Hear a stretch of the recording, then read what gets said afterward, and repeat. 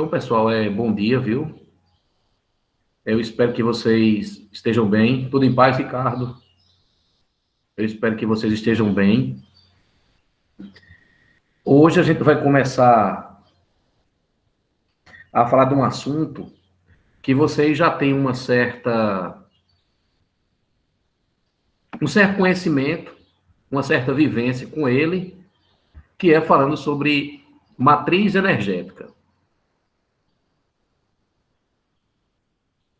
Lembrar para você que o ano passado você estudou a matriz energética mundial e esse ano nós vamos falar sobre as fontes de energia do Brasil. Então, eu lhe peço que, por favor, você pegue seu livro, pegue seu caderno. Já estou com meu livrinho aqui, ó. Pega aí seu belo livro. Abra o livro na página 412. Página 412, certo? Página 412. Eu vou pedir também que você pegue o seu belo caderno, que é para a gente ir fazendo as devidas anotações.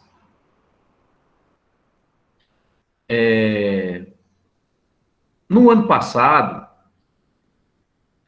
nós estudamos, como eu estava falando, vocês viram com Dora, sobre as fontes de energia, né? A matriz energética. Quem lembra aí o que é matriz energética? Alguém pode me lembrar o que é matriz energética?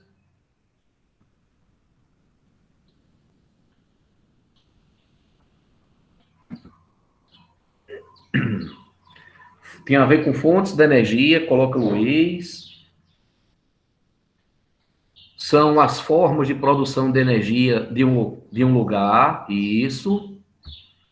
Então, essa é a ideia, beleza? Então, matriz energética, é importante que a gente coloque isso, ó.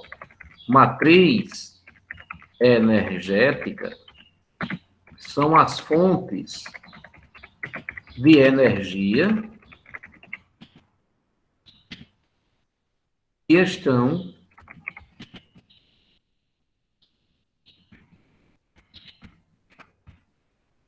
disponíveis em um lugar. Beleza? Então, quando a gente fala em matriz energética, a gente está se referindo a algumas fontes de energia que são encontradas em uma determinada cidade, em um determinado país. Eu me lembro que você estudou que quando a gente fala em matriz energética, a gente também se refere à qualidade de vida. Então, lembre-se disso, olha, é que existe uma forte relação entre fontes de energia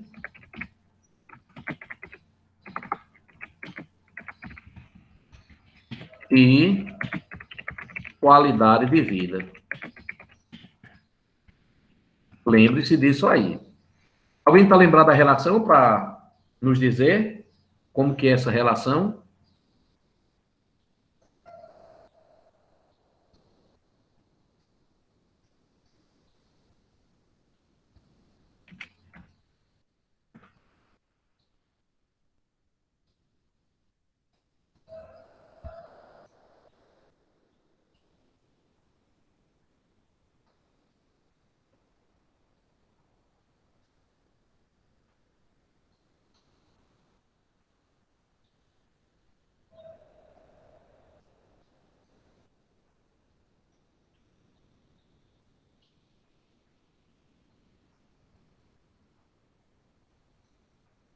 Isso mesmo, Gabriel.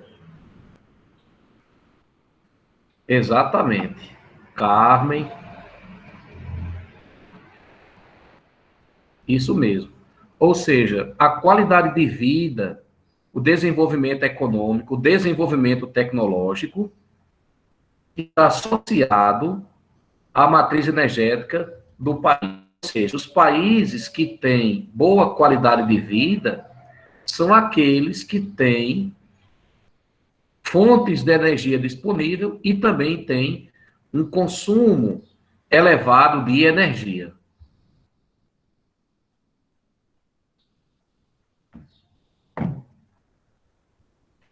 Se você pegar, por exemplo, os países africanos, como aquele mapa que tem do mundo à noite, né? Os países africanos, eles são os que menos consomem energia. Eu vou mostrar esse mapa para você.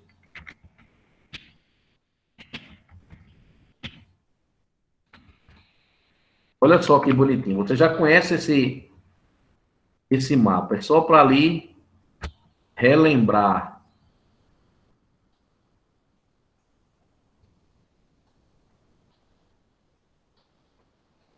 Olha só.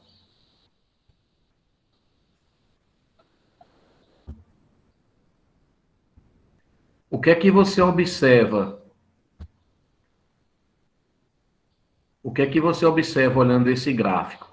É que as áreas mais desenvolvidas economicamente do mundo, os países do hemisfério norte, você vê aí, ó, Estados Unidos, Canadá, os países da Europa Ocidental, os países mais desenvolvidos economicamente e socialmente são aqueles que consomem muita energia, certo?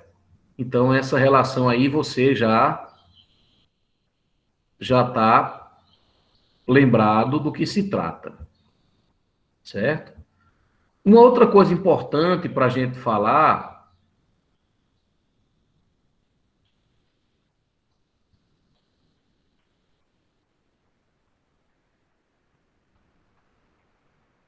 uma outra coisa importante para a gente falar é quais são as fontes de energia que nós temos no Brasil. Nós temos todas as fontes de energia no Brasil, pessoal. Quem lembra aí? Temos todas as fontes de energia disponíveis no país? Não. Nós não temos todas as fontes de energia, não é? Nós temos algumas fontes de energia. Por exemplo, nós não temos energia geotérmica, que é aquela movida ao calor dos vulcões, nós não temos, certo?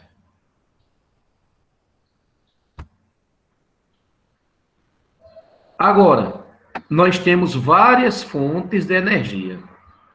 Por exemplo, nós temos o que o nosso livro começa colocando aí, a questão do petróleo, não é? E quando a gente fala em petróleo, e aqui vai a primeira informação importante,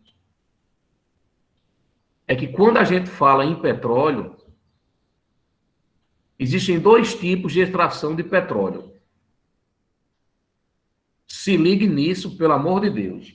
Quando a gente fala em petróleo, nós temos a exploração em terra, anote isso. Quando se fala de petróleo, nós temos a extração em terra, que é chamada de onshore, e você tem a exploração do petróleo no mar, que é chamada de offshore, certo? Lembre-se, anote isso daí, e também é importante que você saiba que a maior parte da extração de petróleo no Brasil é do mar, certo? Ou seja, é a exploração offshore. Pelo amor de Deus, você anote isso aí. Até aqui tranquilo? Beleza, pessoal? Podemos continuar?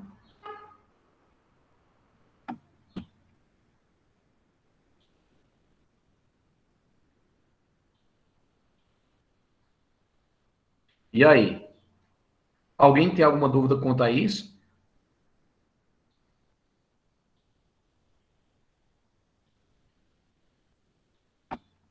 De boa, né? Vitória, a exploração onshore é quando a gente tira o petróleo em terra, exatamente. Valeu, Carmen. Beleza. E offshore quando a gente tira o petróleo do mar. E é uma coisa também importante para a gente saber diferenciar. No Brasil, é diferente do Oriente Médio, porque no Oriente Médio, a maior parte do petróleo deles é onshore, ou seja, é em terra, enquanto que a maior parte do petróleo brasileiro é no mar, beleza? Cuidado nessa diferençazinha, pode ser que venha alguma questão falando sobre. Uma outra coisa importante para a gente falar do petróleo brasileiro, um pouco do histórico do petróleo brasileiro, como ele coloca aí no livro. Quem pode ler para a gente na página 412,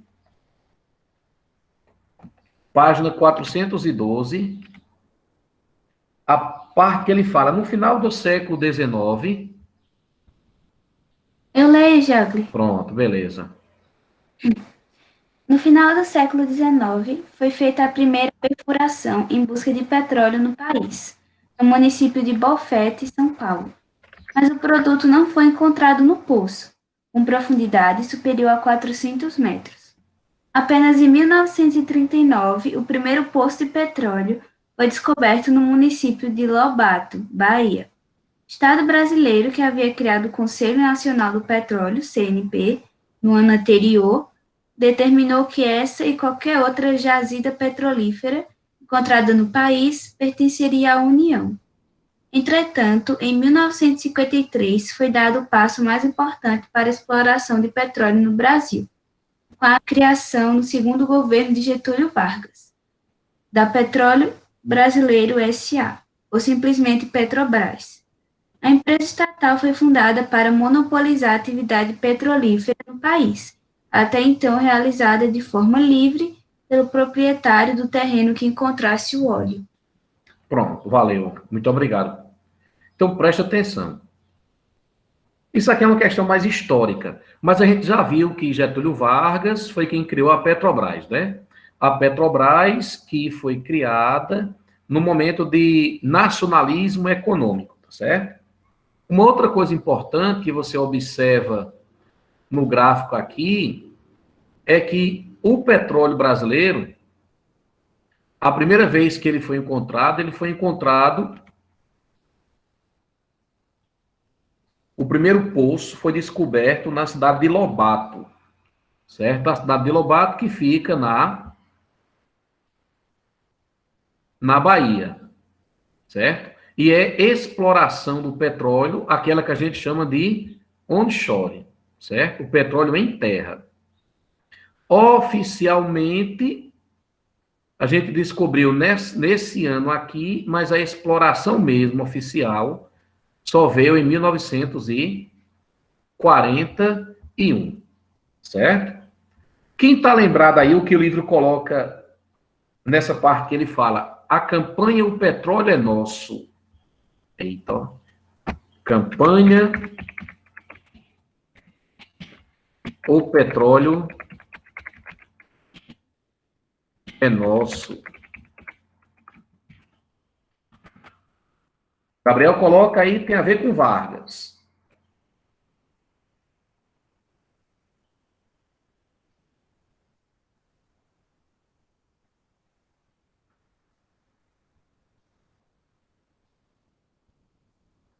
Por que esse nosso? Quem pode me explicar? Vamos lembrar. Precisamos lembrar de algumas coisas. Isso, Lucas, tem a ver com nacionalismo econômico, mas presta atenção nessa história. É o seguinte, Vargas governou o Brasil, nacionalização, isso mesmo, tem a ver com essa questão das empresas brasileiras, valorizar o petróleo brasileiro, mas é porque tem uma coisa que nem sempre os livros colocam. E isso, Lucas, evitar o controle de empresas estrangeiras, mas deixa eu contar a história do começo, para você saber o seguinte, olha só a viagem. Então, Vargas governou o Brasil, como a gente estudou em aulas passadas, de 1930 até 1945. Primeiro mandato Vargas, nesse período aí. Vargas teve 2 mandatos, né? De 30 a 45. Acabou a Segunda Guerra Mundial, Vargas sai. Aí o que é que acontece?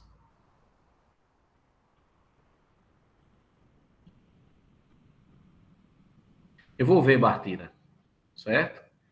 Olha só, aí Vargas, ele sai do poder em 1945, beleza? Em 1945, Vargas sai do poder. E o que é que vai acontecer? Entra um camarada, um presidente chamado de Sai Vargas, exatamente, e entra Eurico Gaspar Dutra. O que foi que aconteceu? O presidente Eurico Gaspar Dutra, ele fez uma viagem até os Estados Unidos e foi sugerir que empresas norte-americanas viessem começar a fazer alguma exploração do petróleo brasileiro. Beleza? Aí a população brasileira, em resposta à Dutra,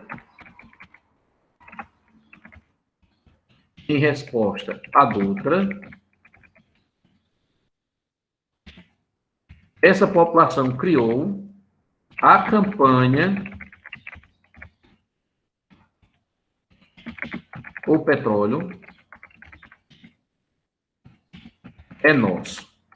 Então se ligue nisso, pessoal. Coloque aí no livro essa explicação que eu estou lhe dizendo. O nome da campanha O Petróleo é Nosso é porque foi uma resposta da população brasileira ao presidente Dutra, que queria fazer com que empresas dos Estados Unidos viessem se apossar de poucas reservas que a gente estava descobrindo. Até aqui, beleza? Agora, uma coisa importante também é você saber que o próprio Getúlio Vargas, e cuidado, porque isso aí tem alguns documentários, o próprio Getúlio Vargas, no início, ele queria que outras empresas, ele não queria criar a Petrobras, essa é a grande verdade. Vargas não queria criar a Petrobras. Mas aí, devido a esse movimento que você está vendo aí no seu livro e também aqui no slide, a campanha O Petróleo é Nosso, Vargas foi forçado. Vargas foi forçado a criar a Petrobras. Então, no início, nem o próprio Vargas era a favor da criação da Petrobras, não. Mas depois, devido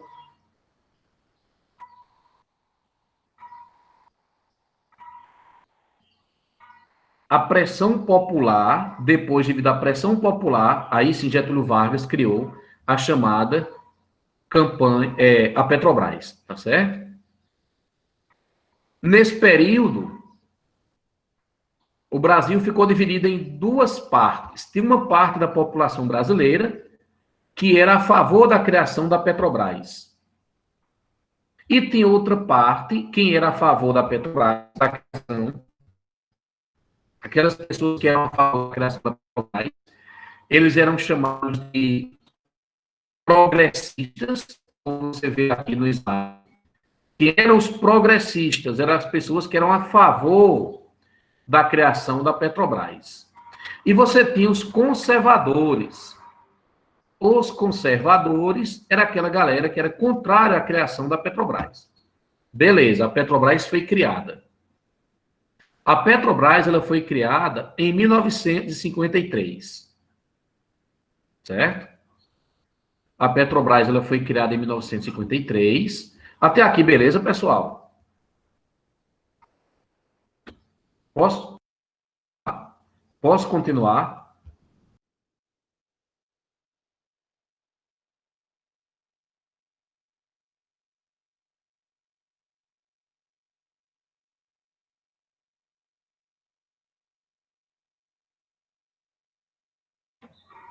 Para Luiz, está tudo beleza.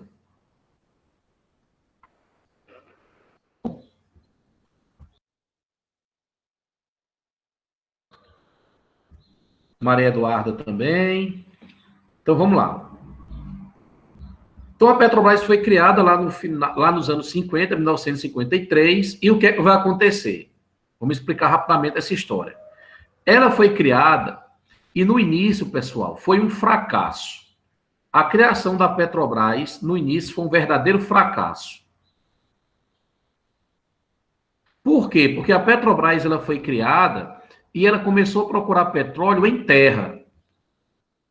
E como a gente viu no começo da aula, a maior parte do petróleo brasileiro está onde?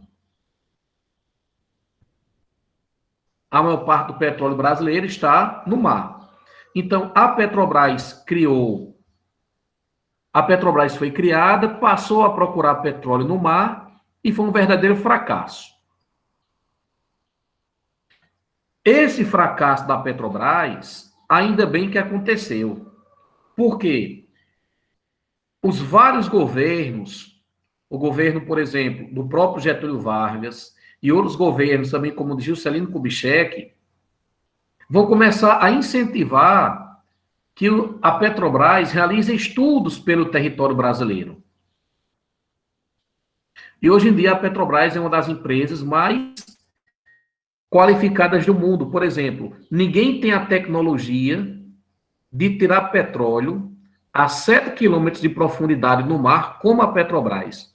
Aliás, o recorde de profundidade de tirar petróleo em águas profundas, como se diz, é a da Petrobras. Certo? E a história vai passando,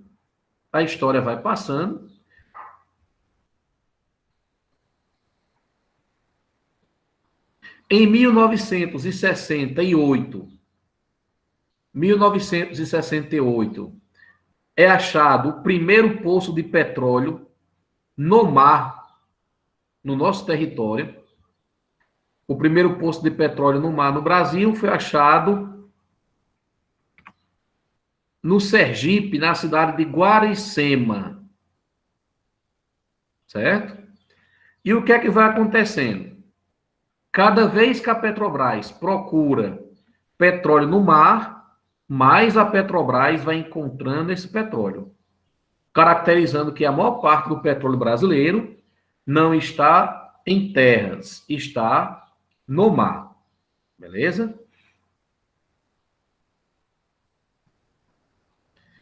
Em 1974, é descoberta a Bacia de Campos. Pelo amor de Deus, anote isso. A maior bacia de petróleo brasileiro é a Bacia de Campos. Vamos anotar isso aqui, viu? Então, olha só. A Bacia de Campos. A Bacia de Campos é a mais importante bacia petrolífera do país.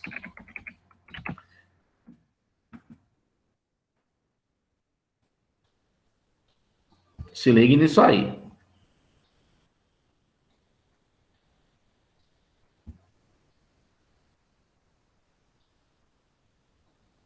Só que teve um probleminha.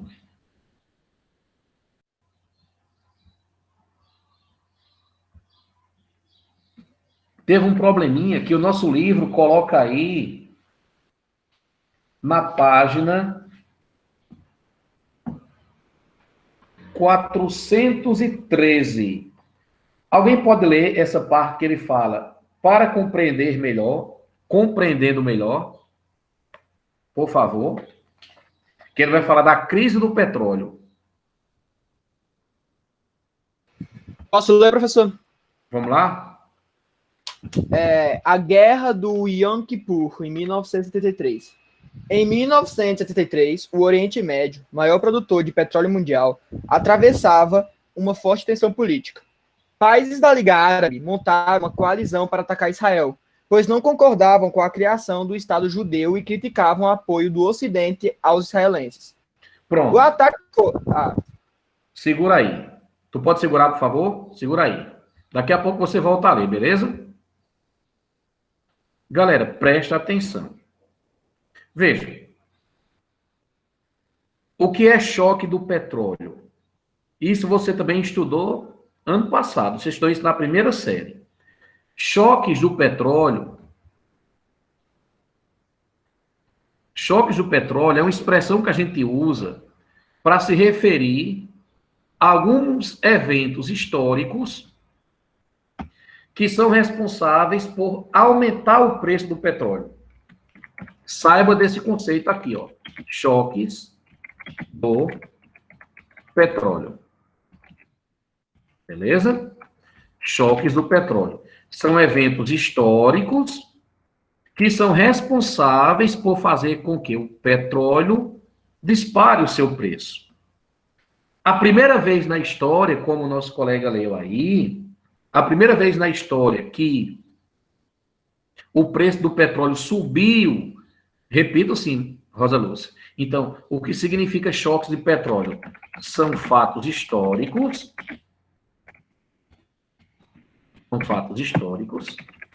que ocorreram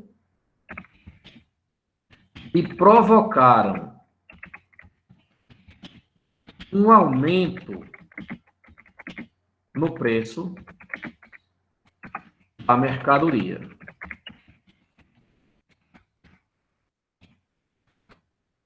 Isso aí é o chamado choque do petróleo. Alguma coisa aconteceu e o preço do petróleo subiu. Mas não é só o preço do petróleo que sobe, como você sabe. Quando o petróleo sobe, várias outras mercadorias também sobem o preço. E a primeira vez que aconteceu o choque de petróleo, foi como nosso colega acabou de ler, foi em 1973,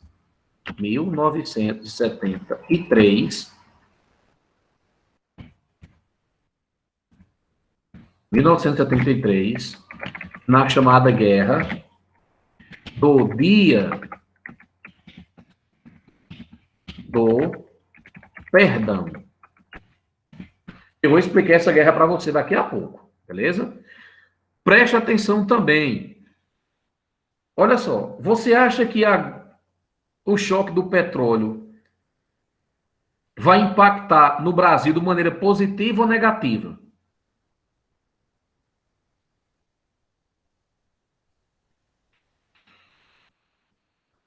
Exatamente, Gisele, de maneira negativa. Por quê? Veja, o Brasil estava em industrialização, o Brasil estava aumentando a sua produção industrial, aí lá em 1973, o preço do petróleo dispara. Eita, isso vai prejudicar a nossa compra de petróleo. Inclusive, esse fato, o choque do petróleo, como a gente estava dizendo, vai provocar mudanças na Petrobras. Veja, em 1973, repito assim, Carmen, olha só, o choque do petróleo vai impactar negativamente na economia brasileira. O choque do petróleo vai impactar negativamente no nosso processo industrial. Por quê? Porque, veja só, o Brasil se industrializou lá nos anos 30, 40, em diante, 50, 60. O Brasil vem um processo de industrialização. Beleza? E o que é que vai acontecer? O preço do petróleo dispara. Isso ficou ruim para nós. Porque agora o Brasil vai ter que gastar mais dinheiro para poder comprar a mesma quantidade de petróleo. Então, o choque do petróleo, o primeiro choque do petróleo, teve consequências negativas na nossa economia, no nosso desenvolvimento industrial. Certo? E o que foi que provocou esse choque do petróleo?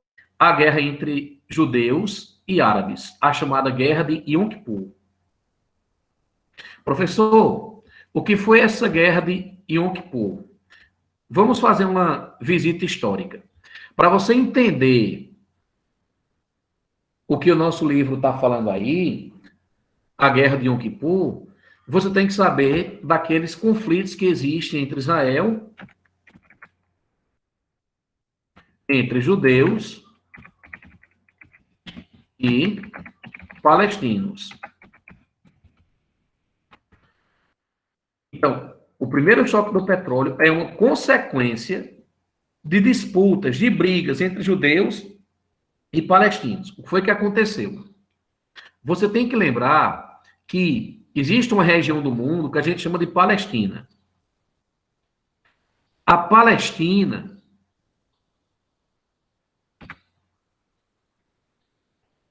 Palestina, pessoal, que você estuda isso bem direitinho na terceira série do ensino médio, a Palestina é uma região lá no Oriente Médio, onde os hebreus habitaram primeiro, depois os romanos chegaram, invadiram aquela área, o povo árabe, que também morava ali por perto, habitou a área dos hebreus, e quando foi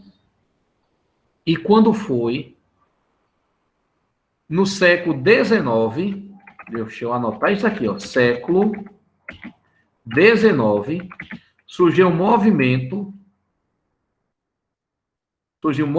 chamado de sionismo. Vocês sabem o que é o sionismo?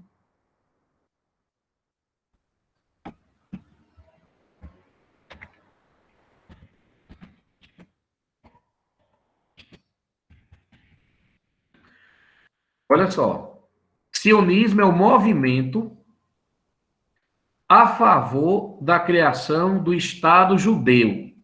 Esse movimento chamado de sionismo surgiu lá no século XIX. Vamos lá, Carmen. Olha só a viagem aqui. Preste atenção. Existe essa região do mundo que eu estou mostrando aqui. Essa área é conhecida como Palestina. Um território lá no Oriente Médio. Pronto. Existe uma região no Oriente Médio chamada de Palestina. Quem chegou primeiro na Palestina foram os hebreus. Os hebreus que a gente chama de judeus. Certo?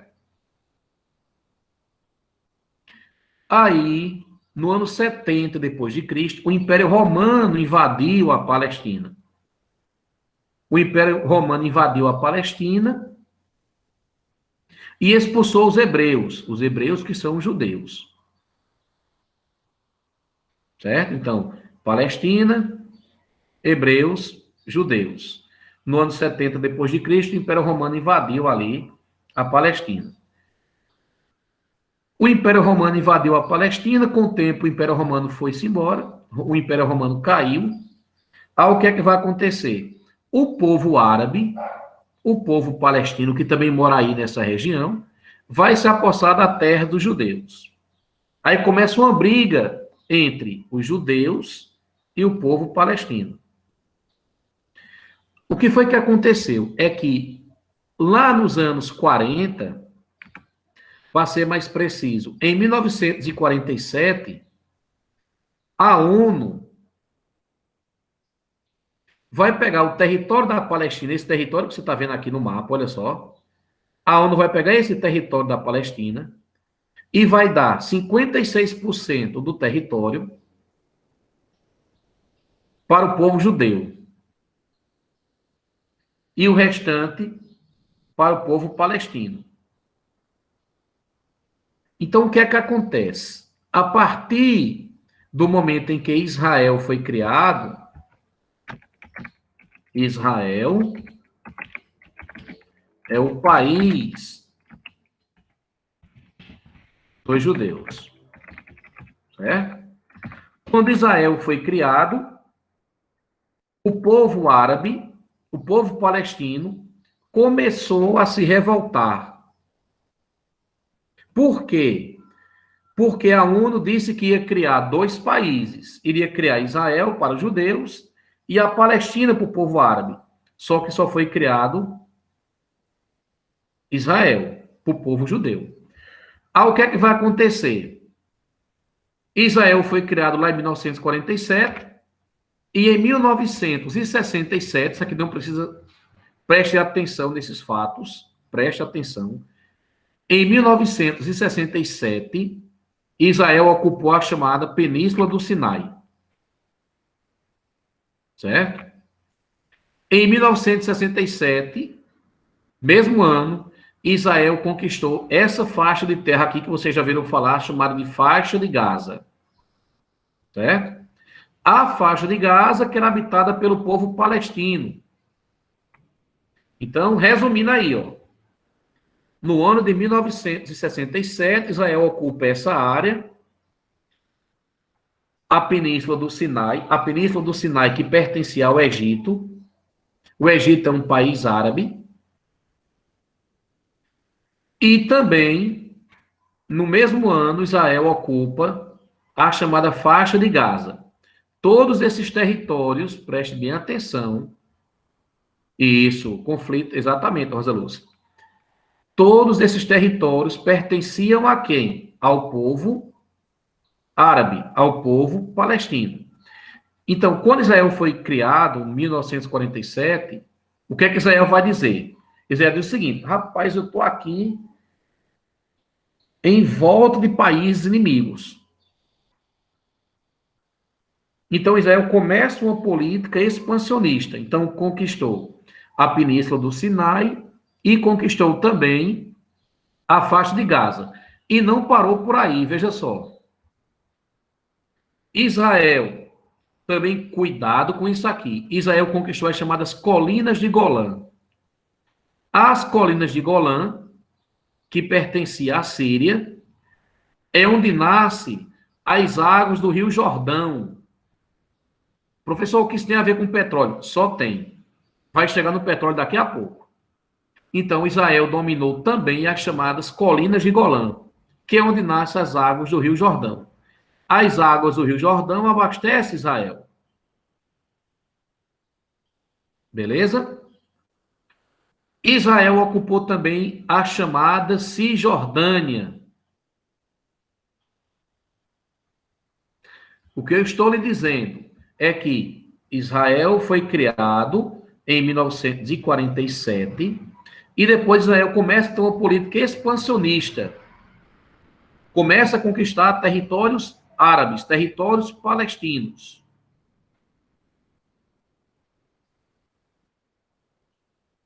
Continuando na história, vai chegar onde eu quero agora. Aí o que é que vai acontecer? No ano de 1973, em 1973, é isso aí que você tem que saber. 1973, países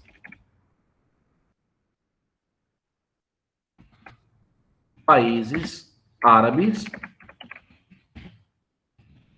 se juntam para retomar territórios conquistados por Israel. Pelo amor de Deus, anota isso aqui. 1973, os países árabes se juntaram para conquistar de volta, para reconquistar os territórios que Israel tinha tomado. Por exemplo, a faixa de Gaza, a Península do Sinai, as colinas de Golã. Professor, onde é que está o petróleo? Está agora. Preste atenção. Então vários países árabes, por exemplo, como determinados países como Síria e como Egito, vão invadir Israel.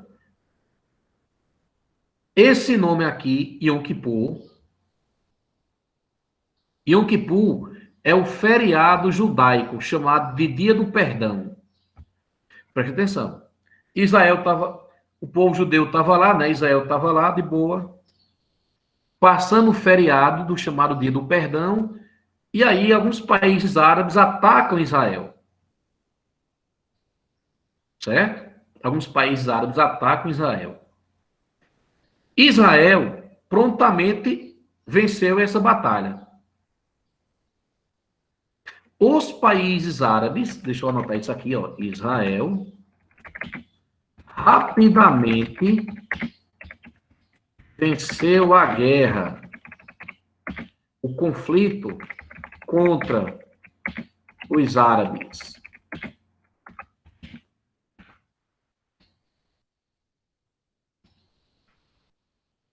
Por isso,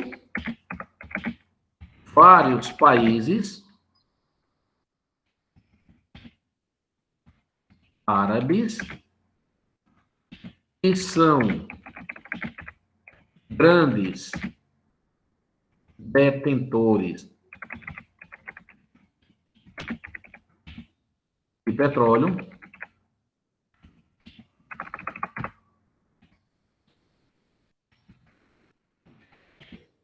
elevaram o preço do barril. Pelo amor de Deus, anotem isso aqui, ó.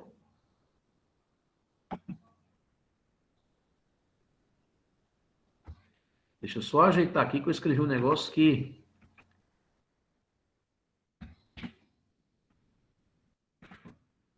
Anote isso.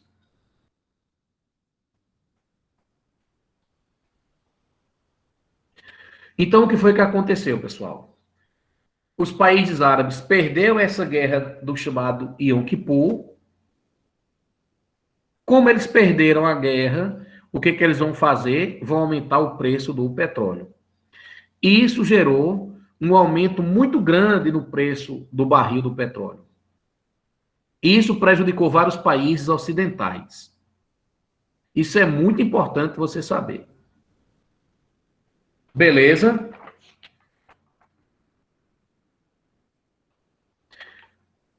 Eu acho que era Emanuel que estava lendo, não era?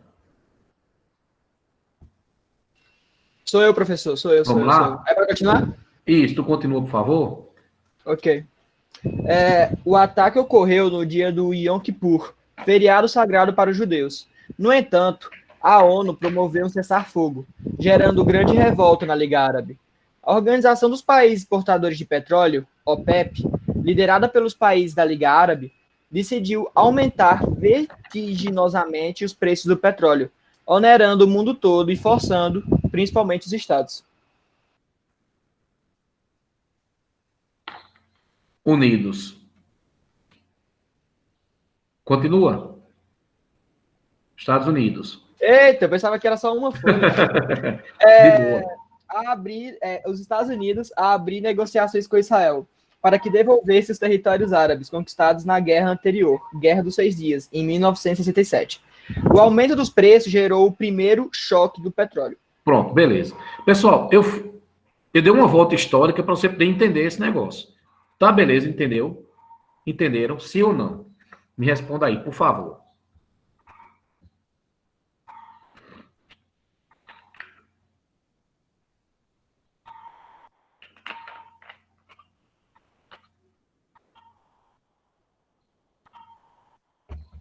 Exatamente, Rosa Lúcia. Exatamente. Os países árabes que perderam a guerra contra Israel vão usar o petróleo como sendo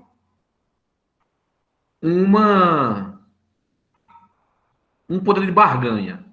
Olha, vocês aí no mundo ocidental, vocês querem petróleo, nós temos. Outra coisa, o aumento do preço do petróleo também vai ser uma retaliação aos Estados Unidos, porque os Estados Unidos sempre ficaram a favor de Israel. Certo? Veja, esse fato mexeu no Brasil. Cuidado com o que eu vou lhe mostrar aqui agora. Olha só a capa da Veja. A capa da Veja diz: petróleo, uma arma decisiva na guerra, dizendo que os países árabes, apesar de terem perdido a guerra contra Israel, tem uma coisa importante que o pessoal coloca. O jornal O Globo. Árabes usam trunfo. O petróleo é racionado. Ou seja, nós perdemos aqui a guerra, mas nós temos o petróleo. Isso vai mexer no Brasil. Olha o que, é que vai acontecer no Brasil. Consequências do primeiro choque do petróleo. A Petrobras, os governos brasileiros começam a aumentar a produção de petróleo. Anota isso aqui, ó. Consequências do primeiro choque do petróleo. para o Brasil.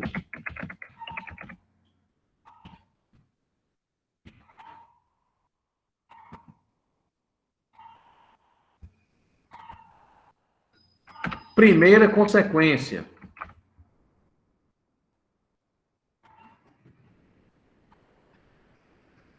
Os governos, que aí no período a gente já está vivendo o período da ditadura militar no Brasil, então, ó, os governos incentivam a Petrobras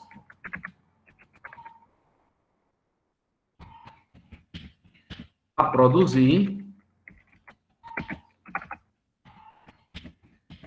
e a procurar mais petróleo.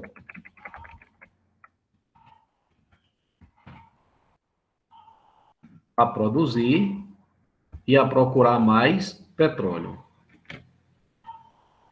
Pelo amor de Deus, saiba disso aqui. Certo? Uma outra consequência, ó. Segunda consequência, surge o chamado pró-álcool, que você vê aqui no slidezinho, pró-álcool. Surgiu o pró-álcool.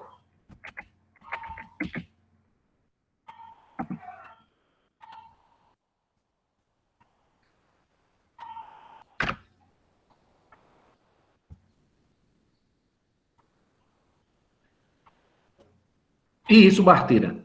Olha só, no primeiro momento, o Brasil teve que gastar mais para poder conseguir o petróleo. A gente diminuiu a nossa produção industrial. Mas, em contrapartida, para poder sobreviver do petróleo, foi o que a gente fez. Começa a incentivar a Petrobras a procurar mais petróleo, isso mesmo.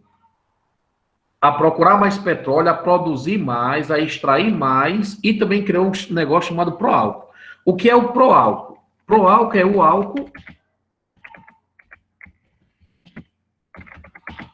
para ser usado como uma fonte de combustível. Certo? O que é o pró-álcool? O pró-álcool é o Programa Nacional do Álcool. É uma forma da gente tentar diminuir o consumo de gasolina internamente, ao invés de abastecer o carro com a gasolina que vem dos países árabes, a gente vai começar agora a produzir álcool e abastecer o nosso carro com álcool, o chamado etanol. Tá massa aqui, pessoal?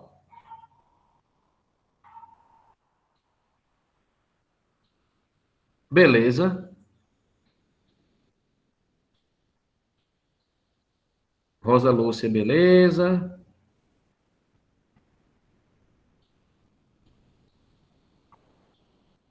Maria Eduarda também. Muito cuidado com esse assunto, viu? Ele está mexendo em muitos outros assuntos, todos relacionados à história. Ó, mas não para aí não, viu? O primeiro choque do petróleo foi em 1973. E quando for em 1979, nós vamos ter o chamado segundo choque do petróleo. Certo? O segundo choque do petróleo, que eu vou falar dele daqui a pouquinho. Então, saiba quais foram as consequências do primeiro choque do petróleo.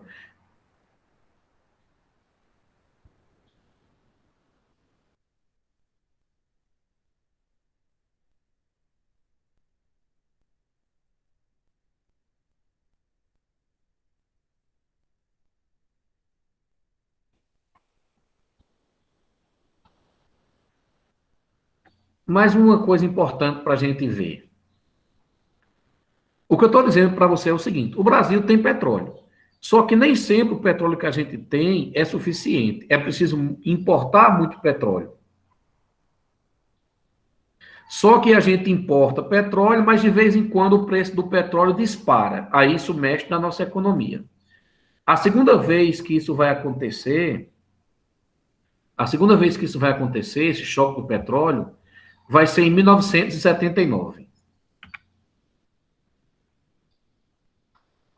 Em 1970, exatamente, Rosa Lúcia, as consequências para o Brasil foram aquelas.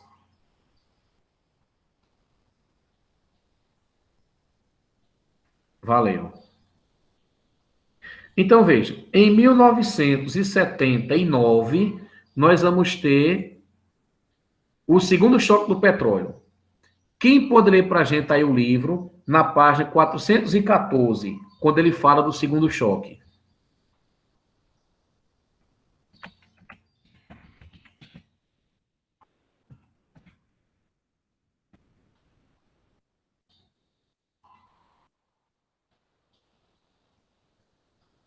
Pode ser, Gabriel. A Revolução Iraniana, né? Isso. O Irã, um dos maiores produtores de petróleo do mundo, passou por uma revolução em 1979. O país era governado por um regime monarquista ditatorial, liderado por Mohammad Reza Pahlavi, conhecido como Shah, rei.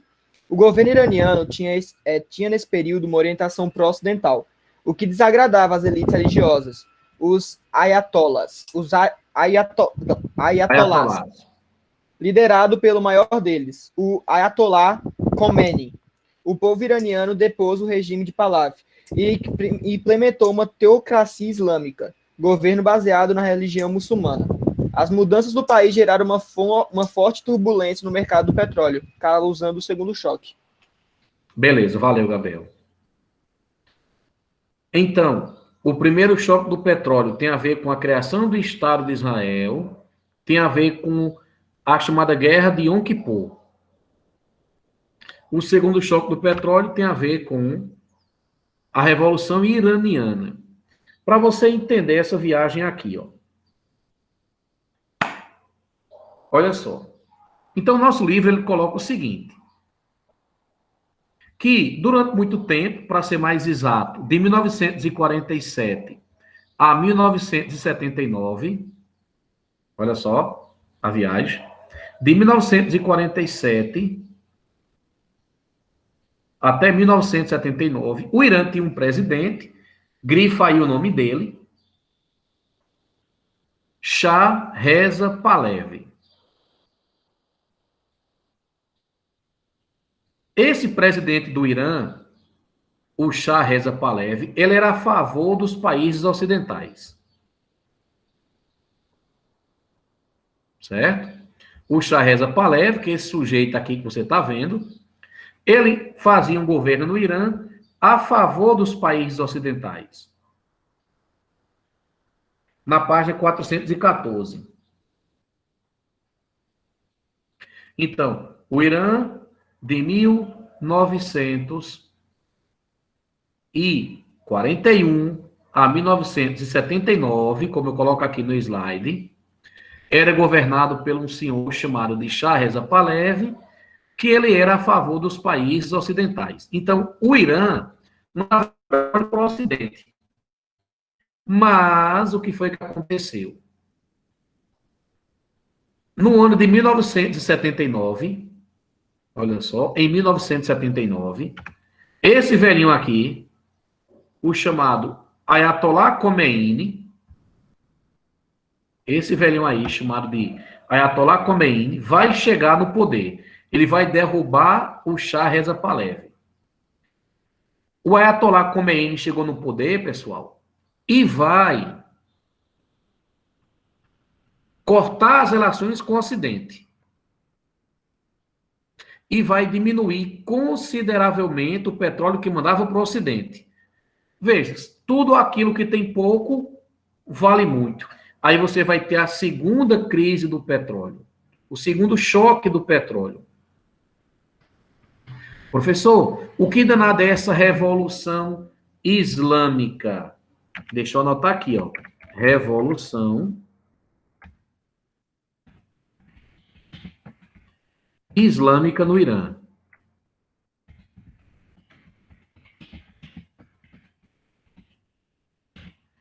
É o nome que se dá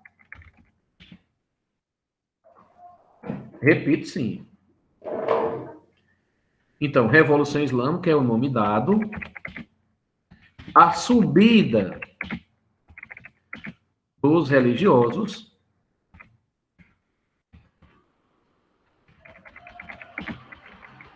no Irã em 1979.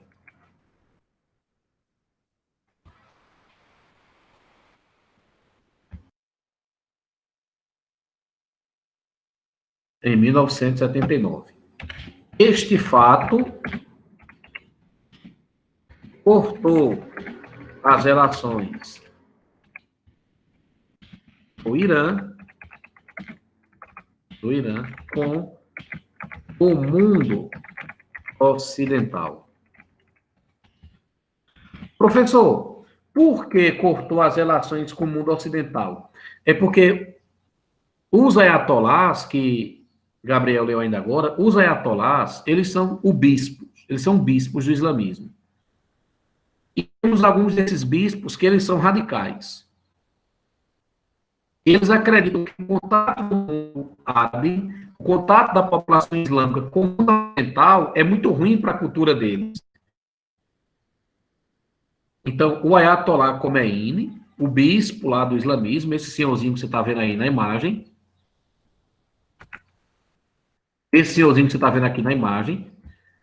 ele acreditava que a aproximação do Irã com o Ocidente era ruim para o Irã, porque o Irã iria perder sua característica religiosa.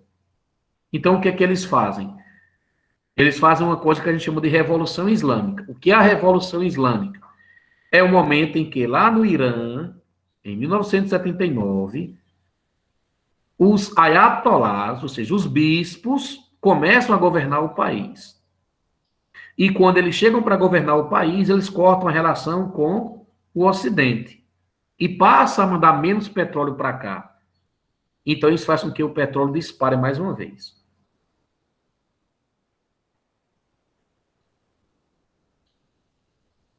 Rosa Lúcia pergunta, o que foi que eu falei do petróleo? A questão do petróleo é porque o Irã é um dos grandes produtores e exportadores de petróleo. Enquanto tinha o presidente aí, Shah Reza Pahlavi, o petróleo do Irã vinha muito para cá, para o Ocidente. Quando os ayatolás chegaram no poder, a situação mudou de perfil.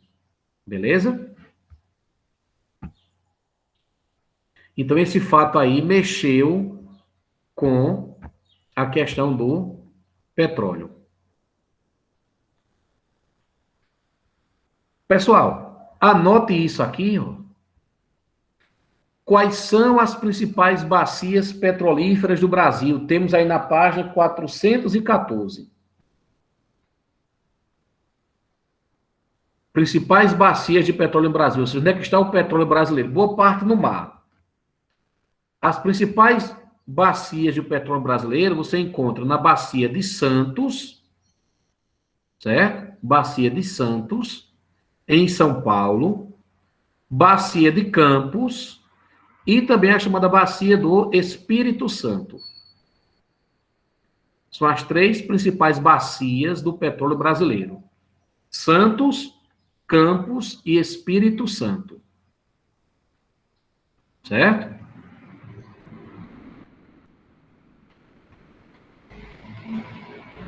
E aí, para a gente encerrar essa parte, você tem um chamado pré-sal na página 416. Página 416. Professor, o que danado é pré-sal? Olha, não precisa você quebrar a sua cabeça, não. Pré-sal nada mais é do que uma camada de rocha sedimentar, certo? Pré-sal nada mais é do que uma camada de rocha sedimentar que está localizada no mar. No caso brasileiro, o pré-sal vai toda essa região que você está vendo aqui. O pré-sal ele vai do Espírito Santo até Santa Catarina. Então, no litoral de Santa Catarina até o Espírito Santo, você tem uma área que nós chamamos de pré-sal. Pré-sal, portanto, é uma camada de rocha sedimentar, que a gente já estudou isso antes. É uma camada de rocha sedimentar que no território brasileiro vai de Santa Catarina até o Espírito Santo. Só isso.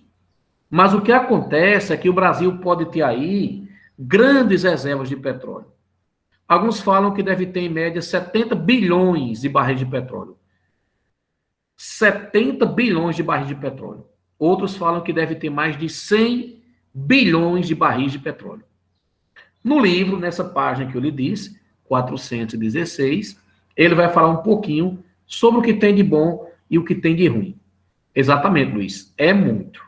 Pode ser a maior reserva de petróleo. A última grande reserva de petróleo pode ser. Beleza? Professor, e por que o nome é pré-sal? Só por essa razão aqui, ó. Eu não sei se vocês estão lembrados. Lá na primeira série, a gente aprende que a maneira correta de analisar as camadas internas da Terra é de dentro para fora. É do mais antigo para o mais novo. Então, se eu for analisar o litoral do Espírito Santo até Santa Catarina, eu vou ter a seguinte configuração. Eu vou ter uma camada de petróleo e gás natural. Eu vou ter uma outra chamada de pré-sal. Ó, se é pré-sal é porque em cima vai ter uma camada de quê? De sal. Depois dessa camada de sal, você tem a chamada camada pós-sal. É outra coisa que eu peço que você anote. A maior parte do petróleo brasileiro vem da camada pós-sal. Eu vou anotar isso aqui para você. A maior parte do petróleo brasileiro vem da camada pós-sal. Vem da camada pós-sal. Que é essa camadazinha que você está vendo aqui, ó. Então, aquele petróleo da Bacia de Santos, do Espírito Santo e da Bacia de Campos, que é no Rio de Janeiro, vem daqui. Tranquilo? Alguém tem alguma observação para fazer?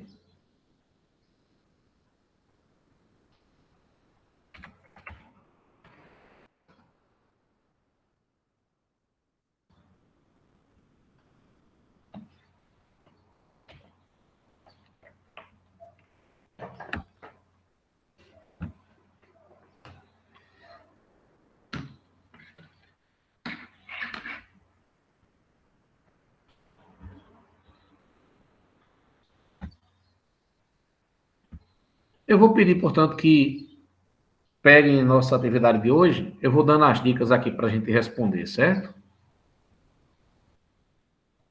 Pessoal, muito cuidado com esse assunto de fontes de energia.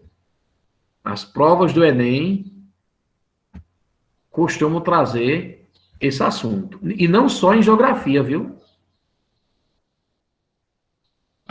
Você tem outras provas aí da área de ciências da natureza que você encontra questões sobre.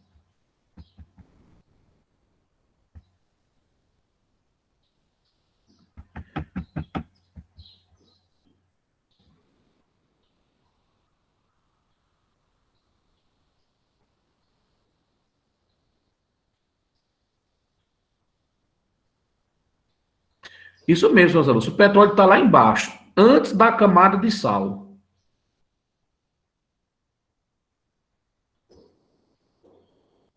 Olha só onde é que está o petróleo. Antes da camada grande de sal. Uma camada que se chama de pré-sal.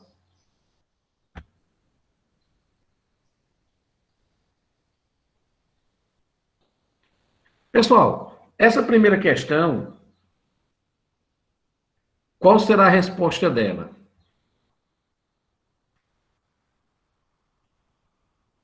Não, Rosa Lúcia, preste atenção.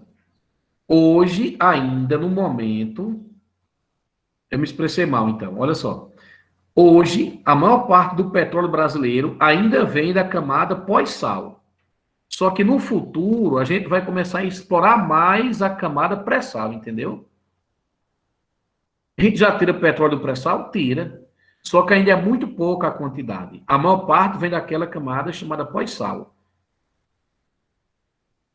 E aí, galera? Nossa primeira questão. Qual será a resposta?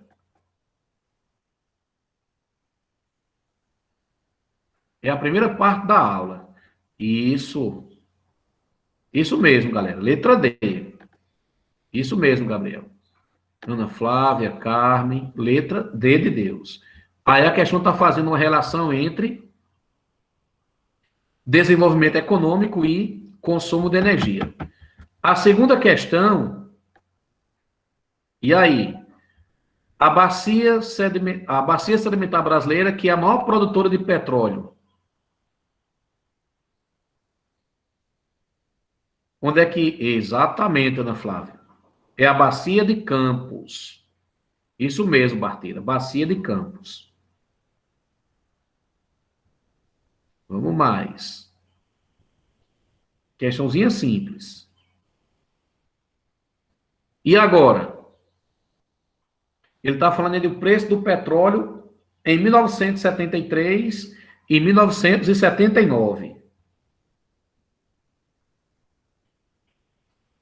Qual seria a resposta?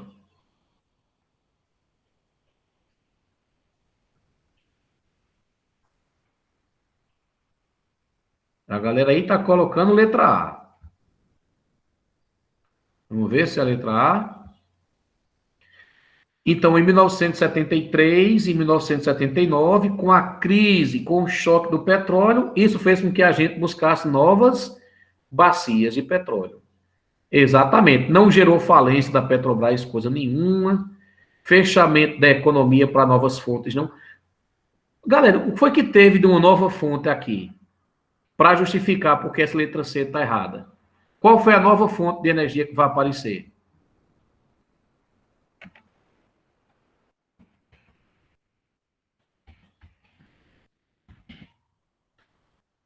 As hidrelétricas já tinham. Exatamente. Se liga aí, ó, é o álcool combustível. Então, com o choque do petróleo primeiro, nós vamos ter o chamado proálcool, álcool como combustível. Realmente, a resposta aí, vocês estão certos. Letra A. Questãozinha de número 4.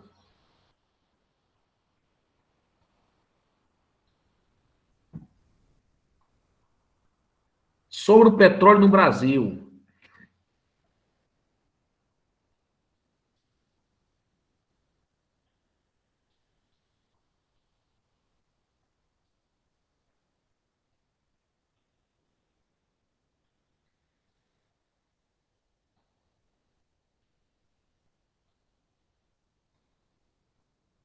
Tem gente indo na letra A, é isso? Letra A.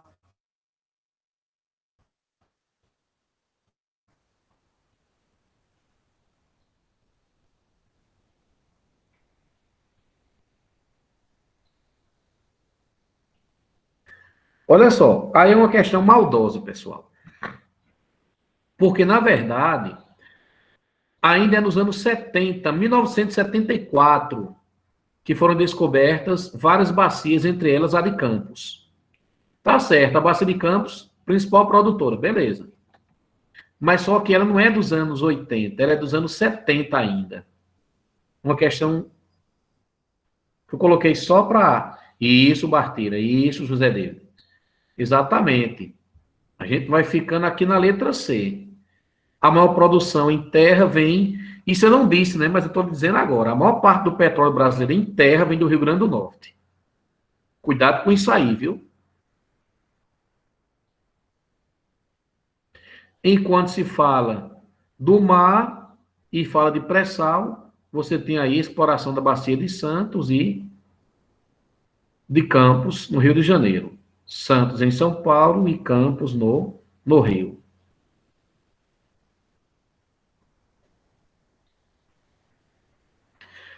O Professor, há refino no Brasil? Ah, sim, a gente refina petróleo, só que numa quantidade muito pequena.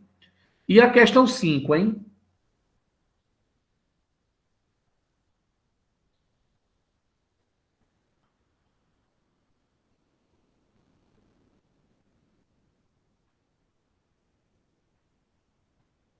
Três, um, dois.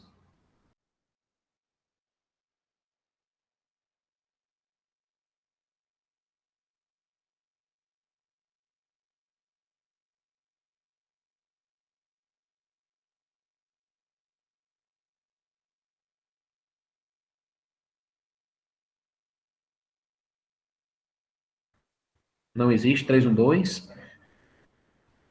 412 a resposta.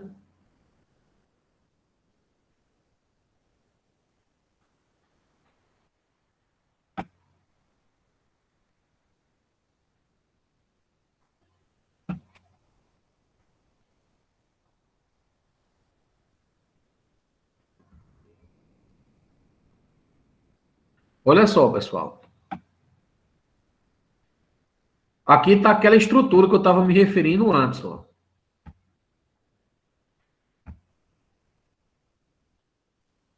Camada de gás natural e petróleo, a chamada camada pré-sal, em cima a camada de sal, a outra camada chamada de pós-sal, e o solo do oceano e a lâmina d'água.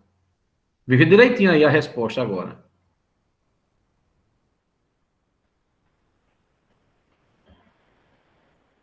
A resposta correta aí, da 5,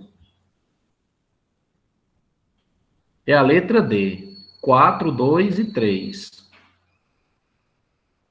Ó, 4,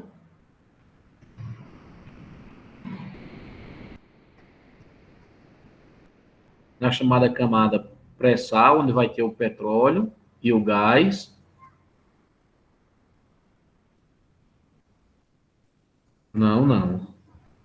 Então, 4, letra... 4 não, né? 5, letra D de Deus. Vamos para uma questãozinha mais filosófica agora. Então, 5, letra D de Deus. E agora, ó, falando aí sobre a Guerra dos 6 Dias, as conquistas de Israel sobre os territórios palestinos. Questão 6.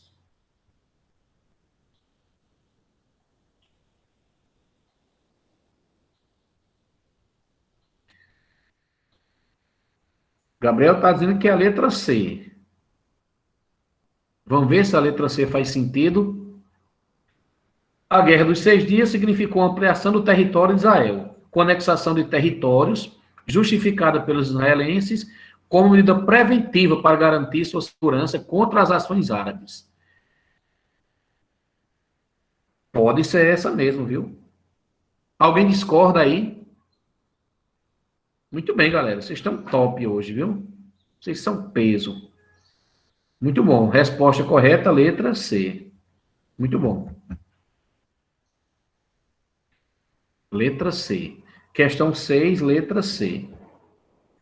A questãozinha de número 7. Alguém tem alguma dúvida? Se tiver, pode dizer, viu? Em alguma outra alternativa.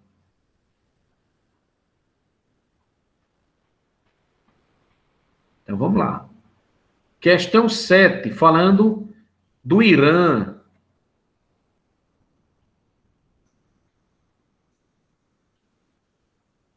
E essa? Ó, já está surgindo resposta aí, ó.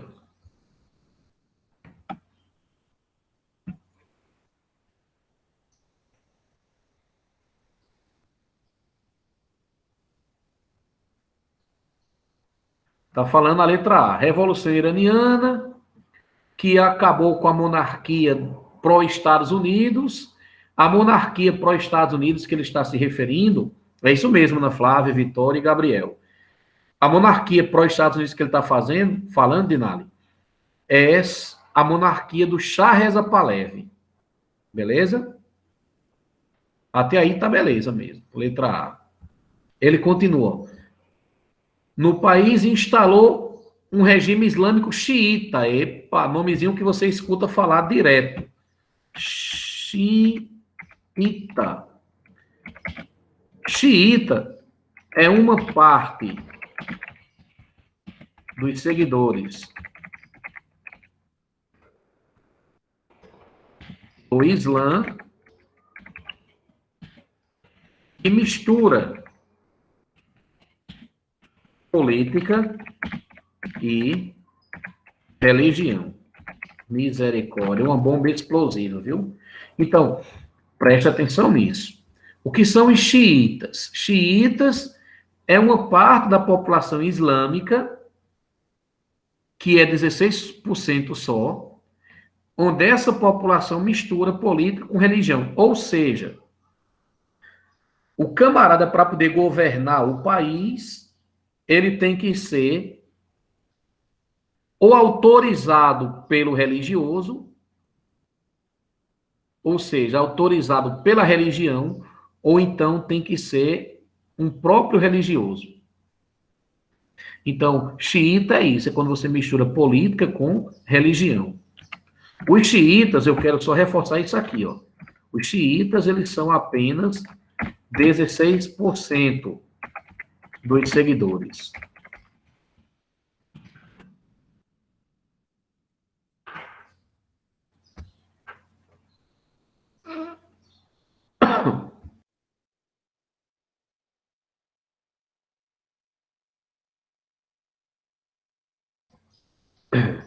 Certo? 16% só. Então, vamos lá. Então, resposta correta dessa aí, realmente, letra A. Sétima questão, letra A.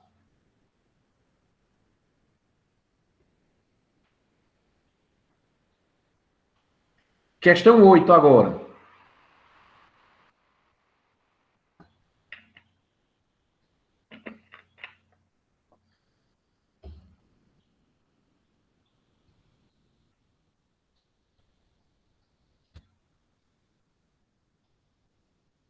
Oito, letra E. Vamos ver, né? O que é que está dizendo a questão 8? Deixa eu colocar ela aqui agora.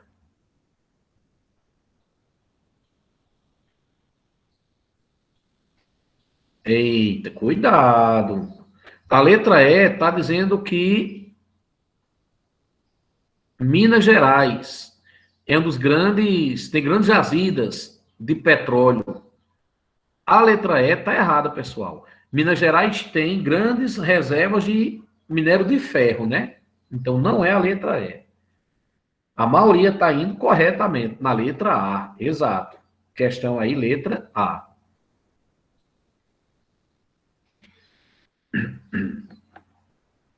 Então, questão 8, letra A. Perfeito. Se alguém quiser saber por que não é outra letra, é só colocar aqui no chat. Vamos para 9.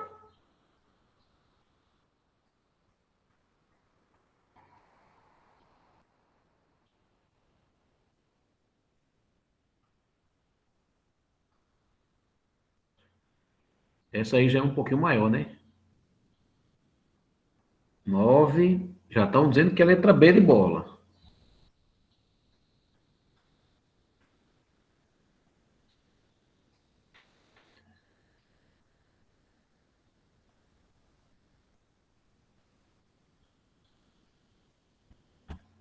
Alguém não concorda? A maioria está muito bem aí. Letra B de bola mesmo. Isso mesmo. Mas estou dizendo que o pré-sal não é importante para o Brasil. É sim importante. Apesar das questões ambientais, tem toda uma logística ambiental aí que. Essa última questão, questãozinha número 10.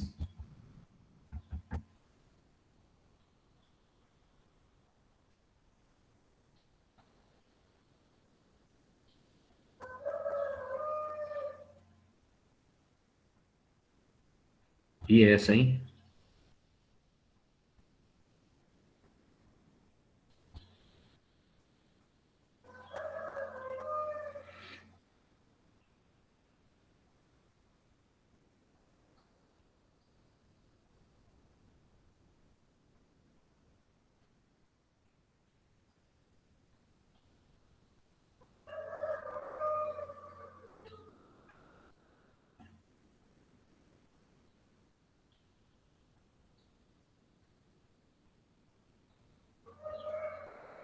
Ó, vocês estão top mesmo, viu? Exatamente. Questão 10, letra D.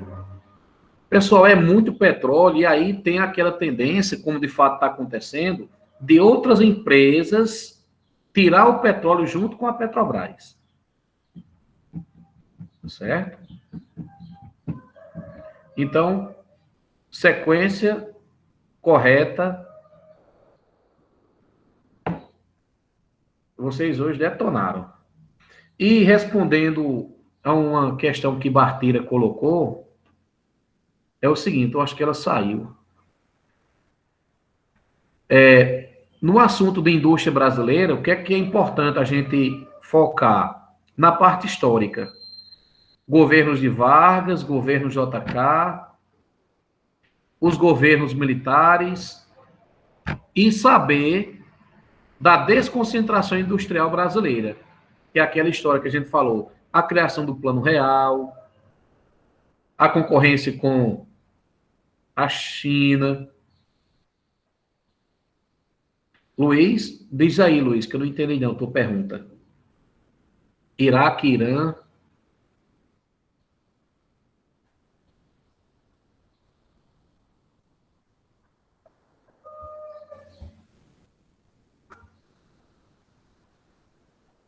Qual é a dúvida nela?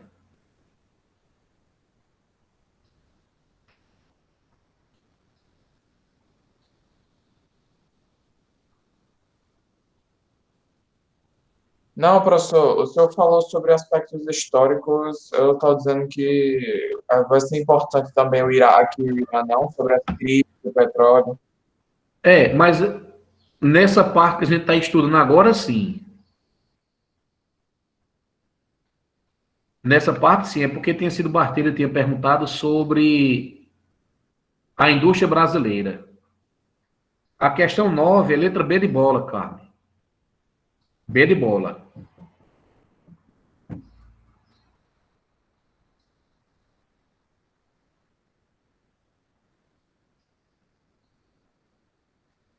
A 10, D de Deus.